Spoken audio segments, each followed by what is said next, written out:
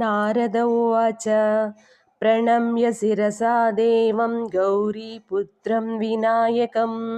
भक्तावासं स्मरे नित्यमायुः कामार्थसिद्धये प्रथमं वक्रतुण्डं च एकदन्तं द्वितीयकं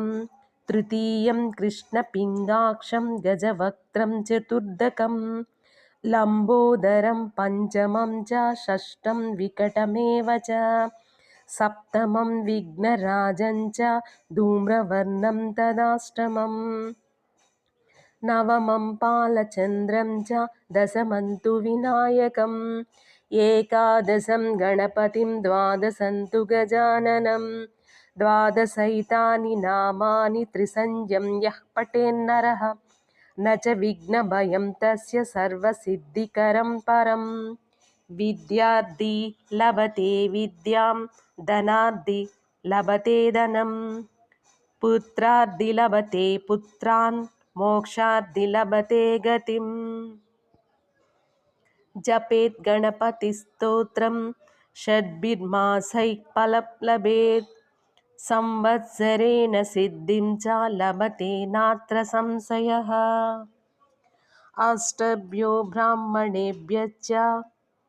लिखित्वा यः समर्पयेत् तस्य विद्या भवेत् सर्वा गणेशस्य प्रसादतः नारद उवाच प्रणम्य शिरसा देवं गौरीपुत्रं विनायकं भक्तावासं स्मरे नित्यमायुः कामार्थसिद्धये प्रथमं वक्रतुण्डं च एकदन्तं द्वितीयकं तृतीयं कृष्णपिङ्गाक्षं गजवक्त्रं चतुर्दकं लम्बोदरं पञ्चमं च षष्ठं विकटमेव च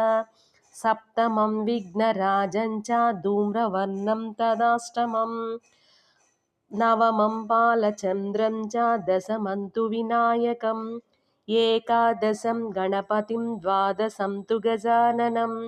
द्वादशैतानि नामानि त्रिसन्ध्यं यः पठेन्नरः